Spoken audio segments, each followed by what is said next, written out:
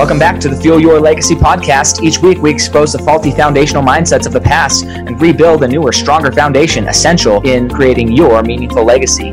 We've got a lot of work to do, so let's get started. As much as you like this podcast, I'm certain that you're going to love the book that I just released on Amazon, Fuel Your Legacy, The 9 Pillars to Build a Meaningful Legacy.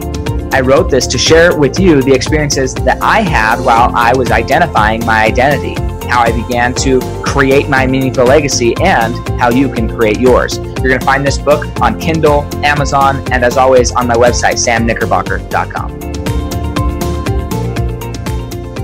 Welcome back to the Fuel Your Legacy podcast. And today we've got another great guest on from Canada. And this is an area of business that often it almost gets overlooked, or many people just aren't aware of it. They maybe have heard the term, but they don't really understand what the term means and how it works and how to maximize it.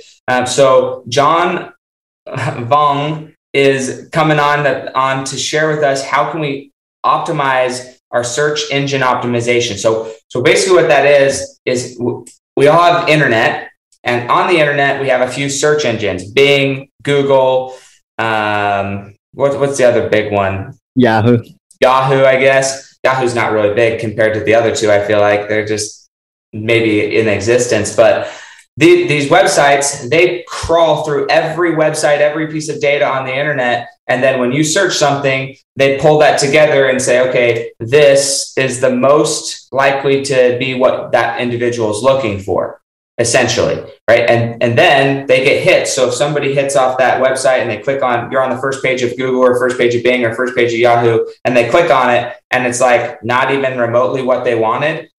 And they're tracking often how long you're on that website. Once you click on the website on the first page, they'll demote you or increase you based on how accurate is the information based on what somebody's searching. So that is like what I would consider a simple explanation, even though it sounds complicated, because the actual SEO process can be even more specific and targeted. So that's what we're going to talk about today. Super excited for John to be on. Go ahead and share with us your story, how you got to where you are, and why you're so passionate about helping people be found on the internet. Yeah, thanks for the intro, Samuel. Excited to be on your show. And I do want to maybe share with the listeners that don't know me a little bit about my backstory. So my parents actually left the Vietnam War back in 1980, and I was conceived shortly after, a couple weeks, I would say, here in Canada. I'm the fourth child of immigrant parents coming from Vietnam. So they liquidated everything, didn't know the language, didn't know anyone coming to Canada. But they sacrificed everything they had for the next generation. So being born here in Canada, I felt like a little bit different than people that were living here a lot longer than myself. I was in government housing. We didn't have a lot of, what people would consider normal, right? Like new clothes, a lot of food, toys, cars, vehicles, everything. We had to learn to survive with each other. But one of the biggest foundational pieces I learned looking back was my parents always made sure that we always had food and shelter, and we had dinner together, which meant family ties was so important to us because that's all we had, each other. So growing up, I actually, my first job was as a newspaper boy back, when I was 9 or 10 years old. But really, the purpose for me to have a newspaper route was to help fund, food for my family, right? Like it's a little bit different than a lot of the people that have their first jobs, right? So I had about 20 different jobs growing up before I went into university. And I did everything from being a server to retail to landscaping to, working at the library, working in the farmer's market, working in everything, factories, just to understand how things worked, who worked in them, learning from others, from not just peers, managers, but also the employers themselves, the owners. How do they interact? So I was always listening, watching, and I was ultra curious, really, as a younger person. And then when I went to university, I studied business finance because I was different than the rest of my siblings. They all went to university studying engineer. I was the only one doing business. And coming out of it, I really didn't know what I wanted to do. But I did want to continue living like as a vagabond. I wanted to travel. I wanted to teach English. Like I felt like there was so much more in the world than staying restricted into where I was living. However, my brother, which was a couple years older than myself, he basically sat me down and said, look, you have $30,000 in school debt. If I were you, I would slowly pay that down. So stay local, get a job, and pay down your debt. So that's what I did. So I basically worked in my first real job in advertising sales. So this is right out of university. I started getting into sales. And again, I was never really trained and knew that I really enjoyed sales, but it gave me a good opportunity to meet a lot of people, and there was no cap in terms of how much I can earn. So, first job, there were probably about 20 or 30 other salespeople. After a year or two, I became one of the top sales guys. But what I did was different than everyone else. I came in early and I left late. I was listening to audio tapes. I was listening to the Zig Ziglars. I was consuming a lot of content via books. I was listening to audio tapes in and out of transit because I didn't have a vehicle at that time. I was taking public transit. Another story is, so the first job required me to have a vehicle. I didn't have a vehicle for the first 6 months, but the employer gave me that position knowing that I had debt. Right. So I was going to show up early. So I took public transit, which was an hour to get into work. I was always the first one in all day, every day. And I was the last one to leave. But no one realized that I didn't have a vehicle. So I was still taking public transit for all my calls. After 6 months, I was then able to buy a used vehicle. Right. And because for me, I was like, I just got to make it happen. I got to make this work because they gave me an opportunity. In my mindset, I was like, look, if they hired me, I better prove to them I deserve that position, right? So after doing this for a couple of years, I got recruited to another advertising agency, but it was more online performance-based. I didn't really know what I wanted to do, but I really enjoyed the sales thrill, right? Of engaging with business owners, learning about like listening, asking questions, probing them, the empathy, psychologically, like just helping them understand what the needs are and providing value. And with that, I dabbled into this online performance base before this Google started taking off. I was working with large Fortune 500 companies, learning about this click-throughs, paid ads, contextual ads, retargeting ads.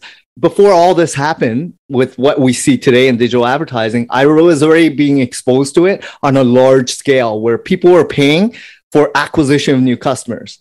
So affiliate online ads to acquiring new customers through any means, email, whatever funnels they had. And I was learning a lot. But what I found was I didn't really enjoy working with the large, big companies because all they cared about was getting customers. And I didn't really have a connection with the owners. I was dealing with a number or a manager or CTO or CEO. And all they cared about was deliverables. And I didn't have that human touch. While in my first job, it was more dealing with business owners locally. So after doing that for a bit, I then came to a realization that that was not for me. So I left and I worked at a company. Maybe the listeners in your audience might have heard of Yellow Pages. And this is before Google took off, but I was there for over 5 years. And the good thing about Yellow Pages at that time was they had 7 weeks of training And they had 100 years, pretty much here in Canada, it was a monopoly. There were only a handful of traditional media that you can advertise in. There was radio, television, trade shows, newspaper, signage, and Yellow Pages, brochures, flyers. But Yellow Pages was the directory where every single business locally had to advertise if they wanted to get leads and customers. So they had like 500,000 advertisers in Canada, and we were the only book. In the US, I know there's a lot of different types of books, Yellow Book, Verizon, everyone had a book, right? But here in Canada, it was just that one. So it was great experience and exposure. And in the 5 years, I was working with over 5,000 local business owners. One-to-one, I had a book of business, and I was meeting business owners in every single niche and industry in that phone book, which was the trades, the professional service, the B2B, but I was dealing with the business owners. And I felt that was the best training or mentorship I've ever experienced while at work. Because every single meeting I had was, I didn't really have to sell much. Everyone knew the product, right? I was just wanting to build a connection with the business owners, building a relationship with them to want to uncover what they're looking for. But what I really uncovered and figured out was what it took to be a business owner, what they really enjoy doing, and what kept them going for so many years, decades, and generations sometimes. And I met so many business owners in every aspect of life, from culture, region, age, you name it, right? In every single industry. So it was amazing amount of knowledge, insight, and access I had, right? So during that period, what I really realized was I loved these business owners because they taught me so much about what it takes to be a successful business owner and what really, why people were living. They really did this to support their family and community, and they kept adding value to the people that meant the most in their lives, which was their customers and their staff, right? So they kept their staff strong, they had good values, and they kept their community strong by supporting one another.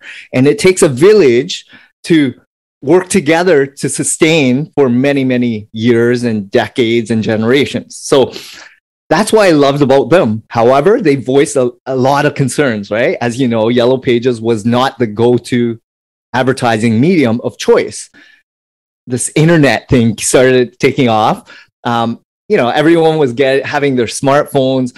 It was no longer dial-up internet. It was no longer Pentium 2s. It was now faster, much more, internet access was a lot more, affordable and faster, quicker. Cost was really low in terms of buying not just a laptop, desktop, but smart devices and tablets, and everything was moving so quickly. Technology, and Google started taking off. Right? It's like, okay, I can find things real time as opposed to wait for that book coming out once a year. Right? You can have a website and modify and update it right away. Everything is more at your fingertips right now. And everyone was now understanding that people's behaviors were shifting. When they were looking for something, they no longer looked in the phone book because it was not real time. But this Google thing, people were changing and updating their websites faster, quicker, real time. So I knew, myself included, I was now going on Google way more. Customers were frustrated and spending less money with Yellow Pages. So I needed to figure out what my next move was. Because as a corporate salesperson, I felt confident that I knew how to sell, connect with people, understand, and listen. But I also knew that this medium was no longer going to be around if I stayed in this sinking ship, right? So I, and I was, just different pivotal point in my life, right? So I left the corporate. I just got married, moved to a new place, and I had to figure out what my next thing was. I could have continued in sales. A lot of my friends went to Google doing sales, Amazon, Facebook, and did the sales thing. and they're still there. Like they're doing really well. But I felt like I wanted to help these business owners. I didn't know anything about SEO, by the way, but I jumped in knowing that I wanted to help those business owners because I knew there was a gap in the marketplace. They were underserved and they needed someone they can trust to help them pivot to this digital space. All the SEO companies in Canada was going after larger brands because it was, making more monetary sense, right? Like the profit margins were greater, people were spending more, but there was this market that no one was serving well. And I felt I could do it by doing what these big brands were doing, but bringing it to the SMB level. I didn't know back then.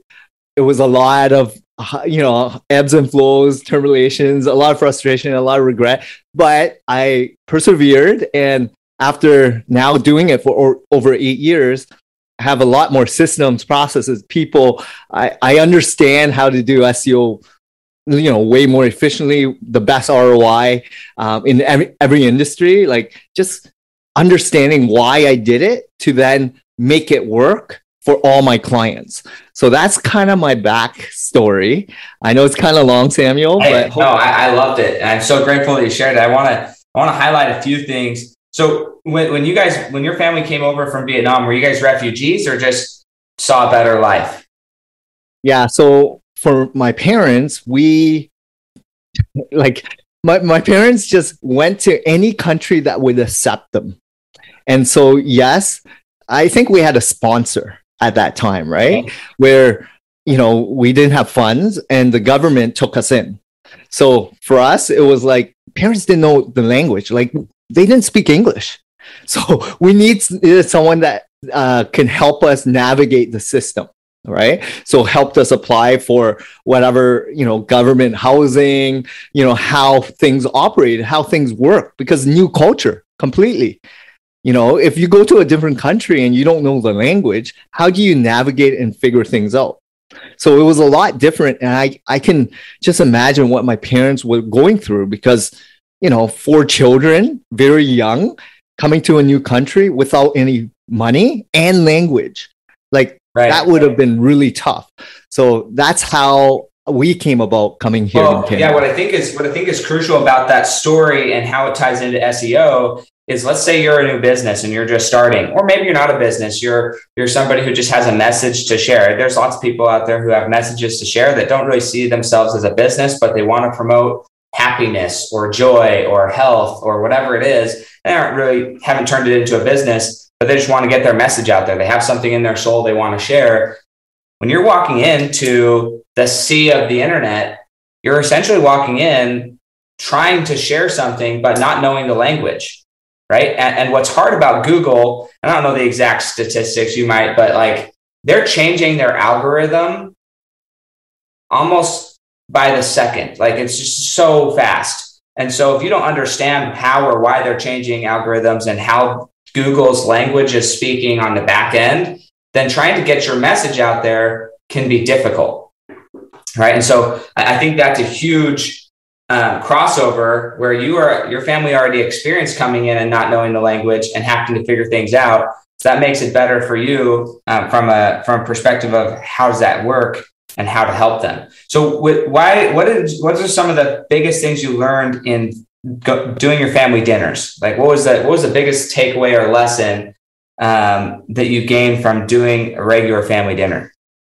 Yeah, I think the big thing, what my parents really wanted us to understand is how grateful we had food and we had each other, right? So it was on the tee. Whenever food was ready, we would have to sit and finish the food.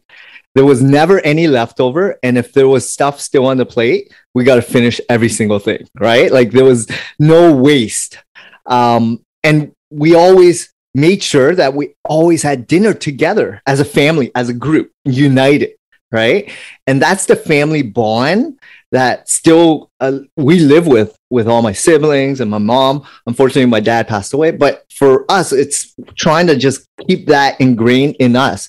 And me having my son, it was more about like every meal, we got to have lunch, breakfast, and he's in school now, and dinner together, right? As a unit, because together we're stronger than trying to do everything solo. Mm-hmm. So again, I'm gonna tie your whole story back into SEO because I think this is super crucial. So, but before I share my perspective, how does that concept of unity and when the time is ready, right? When dinner's ready, everybody better be there and be on point, and that you're stronger together as a unified front than separately. How does all of that conversation play into search engine optimization? Yeah, and I think it's a great synergy of why relationship building and team is so critical in an SEO campaign. So the reason I started this company was serve a need.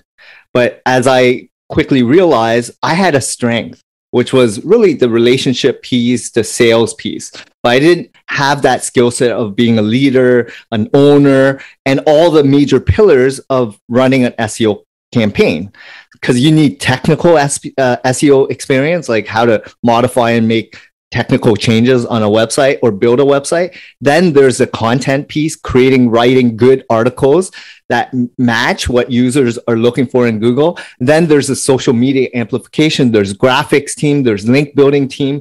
There's a lot of different pillars within the SEO campaign. And what I've done was build a team that collaborates, that speaks, talks to each other, and makes sure that we're on the same page, right? Which is the focus and goal of every single campaign and client. So I'm very clear on the on-site set of onboarding new clients, letting them know that it's a team effort and we're going to hit your ultimate goal, the KPI metric. Mm-hmm. But with that, we have everything operating smoothly, right? Like functionally, but it took time to build that, right? Because after many, many trial and errors and hundreds and thousands of campaigns, I've been able to refine it, get better, improve, and listen and train my team better, right? Try to be more efficient and productive, try to learn where the gaps are and put people in the right places where they're going to excel. And that takes a lot of time to really understand how to run a business. And then on top of that, like, keep them motivated, keep them going, keep them excited, not just the business goals, but also personal goals and agendas. And it takes a lot of years to learn all this, because I wouldn't be doing a podcast in my first couple of years because I didn't even know how to run a business yet. But after 8 years, I feel very confident of what I built, right? Like running a business, being around for many years, serving a lot of clients, I feel very confident of the abilities my team have and the brand itself. Yeah, absolutely. I think that all of that's so crucial, because the reality is when somebody punches their search into Google or Bing, that's dinner time, right? That's the dinner bell saying, hey, are you ready? And if your stuff's not in alignment, if there's not unity across all the platforms, across all of the branding messaging, like if there's not unity across all of that and it's all disjointed and nobody knows what they're going to get, right? Then it diminishes your effect in the search engines. So the unity is not, part of it is getting the search engines to look at you properly, but a lot of part of it is just having that unified front and coming together and having a team that all understands the same objectives and goals and is focused on the right thing. So I think that's a huge thing. One of the things also that you said you did growing up was you went and had a bunch of different jobs to learn a lot about people and a lot of different careers. And that's a huge benefit to have just a scope of understanding, because another thing that can be beneficial with search engine optimization, like you said, is the relationships. Explain really quickly. I don't know if you can do this quickly, but hopefully you can. Explain the benefit. Let's say you have a website or you have some type of content out there. The benefit from a search engine perspective of a backlink. So what is a backlink, and what is the value of having more backlinks connected to your information? Yeah, so I'm going to really make it as basic as possible for your listeners. So remember Yellow Pages, right? That phone book. Well, it went out once a year, and the business owner can advertise on whatever size and whatnot. But business owners survived because they took care of their customers, and they relied on word of mouth and referral business. And before the internet, it was a reference letter or a piece of paper that had a testimonial, right? Well, in today's digital age, there's a lot of websites. There's a lot of social accounts and citations and sites that, you know, have a lot of content pieces, right? And you want to really try to earn people's engagement from other sources. So a backlink could be as simple as, you know, Facebook, putting a profile out there and having your URL website link back to your website. So that's called an account creation of a social media account. But there's citation accounts, which is directory submission. So Yellow Pages has a Yellow Pages online. You can submit your information on the Yellow Pages, and when you have that website URL, it links back to you. The only challenge is it's a no follow and there's no link juice being passed to you. So there's parameters after a backlink that you need to understand as a SEOer. The other way to earn backlinks is, you know, press releases, or you're contributing content on other people's site. So as a guest post, say there's a media channel site, right, where you're allowed to submit a piece of article as a columnist or editorial piece, and you have a good piece of content, and they reference your brand. It's an anchor text. It links back to your site, and that's called a backlink. And the more that you earn, hopefully it's not paid, but the more you earn naturally, the higher up you start appearing on Google. Because what Google's looking for is these referrals from other sites saying that you are respected, and I trust your piece of content, and I'm linking back to you knowing that you're a leader or expert in your industry.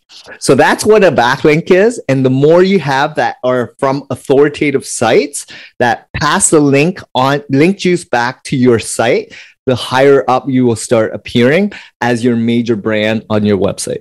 Yeah, I love that. It's a digital referral. Yes. In the background, it's a digital referral. And I love that you emphasize the earning aspect, because that is ultimately, it comes down to learning people, learning other industries, and then most importantly, learning how you can contribute to that other industry. I was talking yesterday to a business broker. So they broker businesses, buy and sell businesses. And they're like, I don't think I can use your services because I'm not really in that part of the conversation. I was like, no, you're exactly the person I need to talk to, because your clients are choosing to either sell or buy or not sell or buy based off of these specific things, right? It comes down to ultimately capital gains taxes. For a lot of them, they don't like to pay them. And that's normal, right? There's a lot of people who don't like to pay taxes. But if I could help alleviate that concern, then would you be able to be more effective in your business? Would deals close faster? And she's like, oh, okay, I can see how we need to talk now. Because at first she thought I was approaching from the same direction every other professional like me approaches her. And she's like, I don't have any need for you. Okay, well, they haven't learned how to share with her how a connection is actually going to benefit her. And so that comes from, one, understanding people, how to communicate well with people, but two, getting to know their businesses well enough so you can explain to your potential client how you being connected to them will add value. And once you can do that, that's where a lot of those digital referrals start coming in, when you can publish, hey, this is why I'm a credible resource for you and your clientele. So then they put you out in front of their clientele saying, hey, this person is a credible resource. So that could be in the health and fitness industry. That could be like literally anything. You could be just a stay-at-home mom who thinks you have some good ideas about how to be a mom. And you could be writing on Medium or Blogspot or all these different places, gaining credibility, not for the money's sake, but to help you get that information out there. So I think that's a huge part and people sometimes will complicate it. I love how you said it. It's just a digital referral. How many digital referrals can you earn, not pay for, but earn? Yeah. And I think you mentioned like the relationship piece, because it all starts with getting to know the website owner, getting to know what value you're bringing to the table, and you're not selling them. Understand where the gaps are, what they're looking for, and filling that with what they want, right? Because if you are coming from the value standpoint, as opposed to pushing and selling, then they're more inclined to listen. And that comes with sales, right? Like if you have been doing sales for as long as I have, it's more about like the psychological effect of why people want to do business with people, right? Like they want to deal with a big brand because of the people and relationships that's within the company, right? And when you start doing that more with reaching out to real people, you realize that people want to just have someone that is on their side they can trust, someone that's not going to take advantage of them, and someone that they feel like it's a good fit, right? And there has to be synergies and alignment. So understanding all that, it's so important.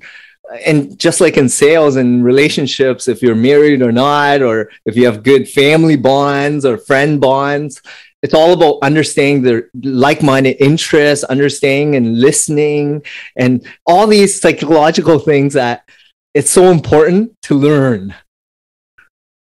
Yeah, I love that, man. I'm getting ideas, so many of how I can start improving my brand through this. I'm so grateful for it. So let's talk about this. Sometimes in life we can take advice from the wrong people. Okay, and I don't want to say your brother was necessarily wrong, but because you learned aspects of benefit from working in the sales department. But now going back, would you say, like, how would you, if somebody had a little bit of debt, I happen to know quite a few people from the Asian communities, and they really push hard in the direction of like what we would call professional careers, as in doctors, lawyers, engineers, like things that are like a safe, secure income generating thing, generally a higher net worth income, not crazy, but higher net worth. What was the pressure like to go into that type of career versus being a business vagabond, as you say, and doing your own thing? What was that pressure like from the family? Oh yeah, my parents were kind of worried about me all the time. And so were my siblings, right? Because I was an outcast. I didn't go to the university that all my engineer siblings went to. I went to a different university for business finance, right? So I was already different. And, I came, like they had co-op, which is a little bit different because during university, they were working every 4 months to pay their schooling. I didn't have that, right? So I came with a huge amount of debt. And yes, there was a lot of perspective of like, look, if I were you, but it's based on their perspective, right? I felt like, a little bit different. I didn't know what I didn't know, but I was more willing to give it a shot. So I think my parents, taught us hard work, right? Perseverance and grit and all that stuff of making sure that whatever you're going to do, you do the best you can. So that's ingrained in me to just put forward as much as I can in sales, in business, in life, right? So looking back, I don't think I would change anything. Life would definitely have been different if if I taught English in Japan, because that's something I turned down before I took my first job in sales, right? Definitely different. And I don't know what road it would have taken me, right? But I don't regret any bit of it because I've learned after doing sales for 10 years, corporate sales, I had such a good, experience, right? Like I had a skill set that when I went into business ownership, the first 6 months, I already had a good base of customers because I sold. And that's the one challenge a lot of business owners lack, that skill set of sales, relationship building, connecting with people, real people, as opposed to trying to create this funnel drip campaign, email sequence, or whatever it is. I was dealing with real business owners that gave me money, right? Checks. And I didn't even have a service. I just had a concept and idea. Right. And I mean, there's two aspects there. One of the things you gain by going through all your different jobs and in sales is just getting to know people. And there's two sides of it. I feel like there's one side of it that are technicians, and I see you have the E-Myth behind you, but they're really great at their craft. They see somebody else making more money than they are, and so they think, I'm going to go start my own business. So there's people who get into the business and they're almost too client focused and they don't understand business at all. And then there's the other side of it. I still don't think they understand business, but they're chasing the money. And so they're looking for maximizing their SEO or maximizing all the technological side, but they never really understood humans at all and why humans do or do not do things. And so then they suck at their job or their business, because they don't even know how to speak to the people they're trying to attract. And so there's both situations, somebody who's really good with people but has no understanding of business, and the other person who maybe understands business but doesn't understand people. Both will end up in the same spot and be less successful than they could be than that. So I'm curious, in your experience, again, from an SEO perspective, if somebody's going to be going in and searching and doing that, what is the most, let's say that like the top three aspects of a relationship or things you would need to know about somebody to effectively help them identify what they're looking for? Yeah. So with not just in SEO, but in business, in life, really, you need to figure out like, what are you bringing to the table in other people's lives, right? What are you most proud of? What are you going to share to others? But also understand that people want to connect with people that are like-minded, or they have similar interests or hobbies, or, they have something in common, right? Sports or food or travel or whatever it may be. And when you start throwing this stuff out where you're trying to probe, listen, understand, grasp, and then, because during all my studies of, working with these business owners and listening, I would not even talk about myself. I would always just ask questions. For 50 minutes, they love talking about themselves. Let them go to town with that, right? And I would be taking notes. And the next conversation, I would connect with them based on what I discovered and find synergies of what my life resonated with what they told me, right? And there's already connection. And that's how you sell, by listening. And you don't talk, right? I never talk about myself except these podcasts, but because I'm all about like trying to understand where they're at in their life, what do they want out of the relationship or this product service, and will this be a good fit or not? All right. And when you start doing that more, reading people, business owners or relationships or hobbies, neighbors, communities, whatever it is, you start understanding what people really are looking for, right? And you have to connect based on where you're at in your life as well. Like someone that's starting their career versus someone like myself, we're so far off, but we can still add value in people's lives, right? So understanding where people are coming from and then give them your insight based on the wisdom that you've created for so many years of your life, right? Absolutely. No, I completely agree. And it's an interesting concept. The idea of helping somebody through that and selling. This came to mind. I never thought of it this way, but I just did. So I'm going to share it. But like the best salesmen or closers, right, are the people who are the best sales trainers, right? Because ultimately, from my perspective, right, I've done sales for 12 years at this point, been doing it for a long time. And from my perspective, all my job is to help people come to a decision, positive or negative. Like I say positive or negative.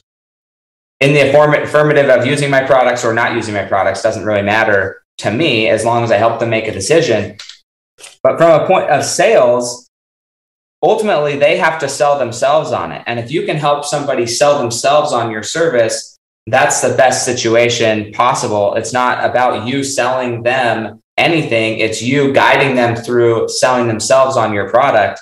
And to do that, you really have to understand what their needs are and what they want, and then walk them through the process of identifying what's going to best help them achieve or get the desired result of their goals. And then ideally, right, you are a good fit for helping them achieve that.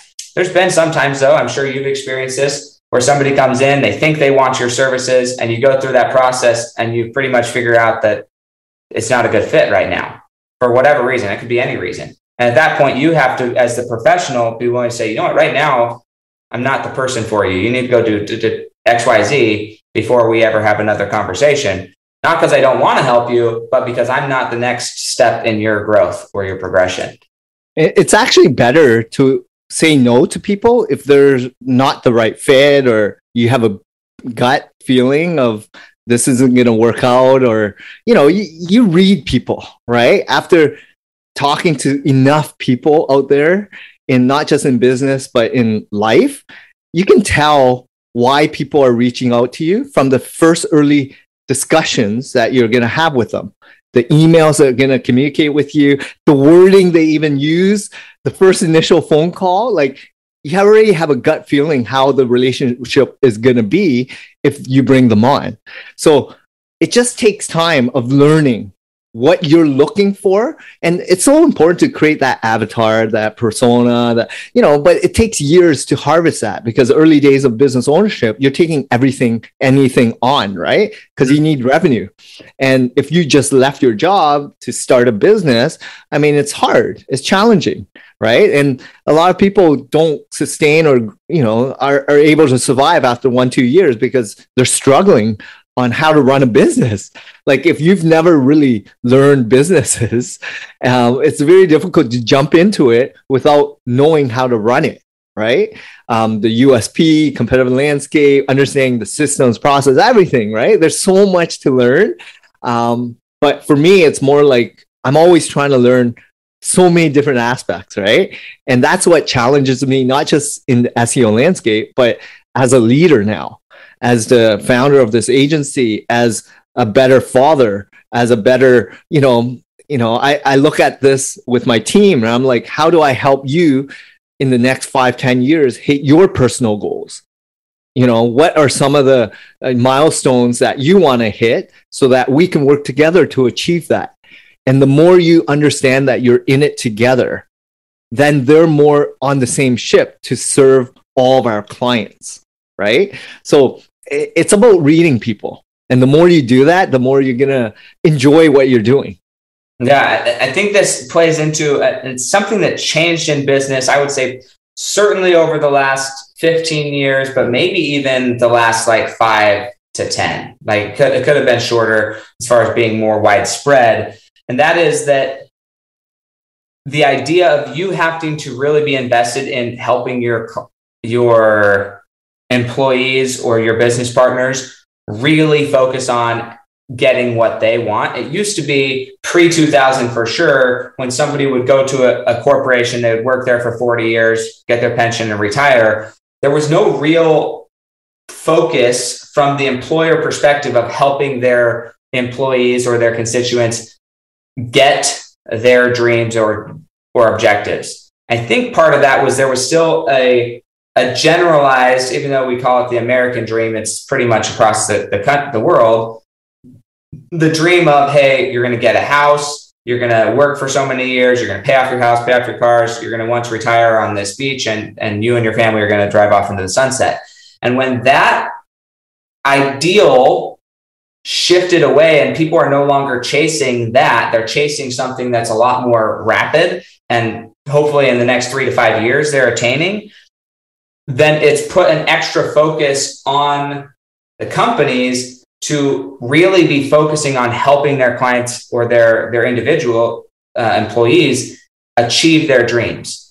Because if they're not focused on helping their clients or their employees achieve their dreams faster, and they're not strategizing about that, then that's where you see a high turnover in a business and also in clientele, right? Because if there's high turnover in a business, there's something not communicating there. And if the clientele doesn't feel like you are directly helping them build their dream, the clientele is not going to be there either. Nobody sold Kleenex thinking, I've got to buy a Kleenex because Kleenex is helping me achieve my dream. That's not how advertising really was done 20, 30, 40 years ago. Now you watch commercials and all of it is about the experience. And then at the very end, they say, hey, we provided this experience for you, this company, it's so much less about the product and more about the experiences now than I feel like it used to be. If you go back and look at advertising commercials and stuff from the 80s and 90s, this is way different advertising style. I think you have a really good point there because after Tim Ferriss came out with the 4-Hour Work Week and a lot of books along the line of like lifestyle choices and being in control of your destiny and working remotely because of this new digital age, as well as during this pandemic, it allowed people to realize that do they need that little box in New York City, Manhattan, or do you want more space? And can you still work efficiently without going into the office? Do you need, can you operate on the beach and still be efficient and effective? Can you do things and you're still enjoying a good lifestyle without being restricted to what everyone thinks you need, right? Then you come to a realization as you age, you become more wise on what your priorities are, what you're looking for. And I think with access of information, and I really believe because today you can find any video on YouTube, Netflix, Amazon, whatever, and then podcasts. You can listen. You can, go on images like Instagram, Pinterest. You can read blogs online anywhere. You can buy books, ebooks, audiobooks, and you can consume so much information anywhere at a fraction of the cost, real time. So with that information age and technology, anyone could do anything right now. Right? Start a business, work anywhere, start a SaaS company. But as an employer, as a business owner, the hardest thing is to retain good employees. And because people understand this, it's more about like, how do you cultivate a good culture and understand that they are valued? And people want to know that they are respected in their trade or at the company, so that they can continue thriving, right? And growing personally as well. So with that abundance of choice, people, look, as an employee, there's a lot of startup companies, a lot of like tech startup, VC startups, everything is like funded, right? There's a lot of money going into this and they're trying to build a culture, try to, have seed money, have a lot of options, have a lot of stock options. As you're growing and learning about this, I still feel like the SMBs, the reason I did this SEO campaign, this SEO agency was small business owners are still the foundation of every single community, city, neighborhood in the world. And without real connections, real people operating in this SMB space, this whole world will be Uber, Lyft. It will be like everything's on the gig economy. Mm-hmm. Right? Which is not going to be good for everyone, right? Because how can you survive on a Lyft or Uber paycheck? Some people do, but it's not the easiest, that's for sure. So how can, let's say somebody wanted to reach out to you, get your assistance in helping optimize their business online, where would they go and how would they go about doing that? What would they expect? What could they expect working with you? Yeah, thanks a lot, Samuel. You can check out my website. It's www.localseosearch.ca. So we're based in Canada, servicing clients all over the world.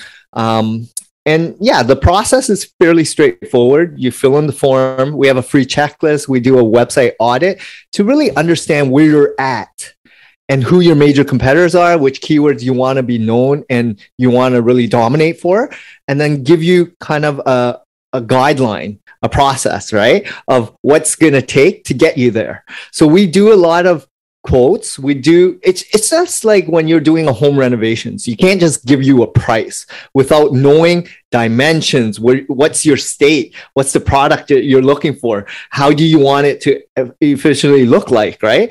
So it's much more deeper. And we also have to be in alignment because I don't want to work with people that are not in alignment with my values, because I'm all about trying to help good small business owners achieve great success because they are real community leaders, real family people, real people, right? And that's more important to me, right? And that's what it takes to be, I think a lot of success comes from what you're looking for out of it. And for me, it's about connecting with good humans, not just clients, but staff. We do very, long, stringent vetting process on onboarding of new clients and staff, and we train them. And we make sure that we have a complete software stack and we have SOPs in place and we understand what it takes to have a successful track record and campaign. So all that in mind, I'm looking for long-term relationships as well, right? Not just, a couple months or a couple years. I'm looking at like, if you're planning on being in business for 10 years, I want to be your partner for the next 10 years. Mm-hmm. Absolutely. I love that. So now we're going to enter our section called Legacy on Rapid Fire. It's one of my favorite here. But what do you think the hardest thing you've ever accomplished has been? The hardest thing is, again, business ownership is tough. So for me, starting a business without any insight on SEO, learning a new technology, how it works, learning about that, and then setting up a team and training them and learning. That first 2 years was tough, like working 14, 16-hour days without getting paid much because I was like putting everything back into the business. So what's been the greatest accomplishment to this point in your life? Biggest accomplishment is being a dad. I mean, being a parent is so rewarding, and I respect every parent out there, knowing what challenges everyone goes through at each stage of childhood, right? Like someone that's 6 months to 1 year to 5 years, you're going through different challenges based on that human, right? That you put onto this earth. So understanding parenthood, it's so rewarding, yet it's so hard. Perfect. Love it. What's one thing do you think is holding you back from reaching the next level of your legacy today? Well, I'm in the process of working on a lot of new initiatives, like not just a book. I'm building a community. I just created a YouTube channel. I'm doing a lot of initiatives. I do a lot of like giving back, like mentoring and coaching. So I feel like I'm on the cusp of fulfilling what I've always wanted to do, right? Which is make an impact, make a dent in the world where I'm helping inspire others to be better humans by connecting with them on a more intimate level and getting to know them, listen, and add value in their lives. So that's ultimately what I'm looking for. Just amplify that. Perfect. And what are one or two, maybe 3 books that you would recommend to the Fuel Your Legacy audience? Oh, I have them right here. I mean, if you're on video, Carol Dweck's Mindset. That's a fairly recent book, but I would strongly recommend it. How to Win Friends and Influence People by Dale Carnegie, and then Psycho-Cybernetics by Maxwell Maltz. All 3 of them were great in terms of the psychological mindset of how to earn your way and listen to people and connect and form really strong relationships with people. Yeah, I love it. I love all 3 of those books. I've read them all multiple times. And there's every time you read each one of them, you learn something new. I mean, there's way too much in there for me to gain everything the first time through. And then because I'm changing, it seems like it's brand new every time I read it. New experiences, new situation in my life. So I love that. So here's the final question. We're going to pretend that you've died. And we're talking 6 generations from now. So this is your great grandchildren. They're sitting around the table discussing your life, the impact you had, and the legacy you left. What do you want them to be saying about John Vuong's life 6 generations from now? I just was a good dad, good human, doing the right thing. That's all you can ask for, right? Just being good. Awesome. Hey, I love it. Because that's the main thing is, are you being remembered how you want to be remembered? Everything that we've talked about today, I think that your intentions, your goals, your focus, it's all about being good and helping other people be good as well. And I love that. So thank you so much. And we will catch you guys next time on the Fuel Your Legacy Show. Thank you, Samuel. Thanks for joining us. If what you heard today resonates with you, please like, comment, and share on social media. Tag me. And if you do give me a shout out, I'll give you a shout out on the next episode. Thanks to all of those who've left a review. It helps spread the message of what it takes to build a legacy that lasts. And we'll catch you next time on Fuel Your Legacy.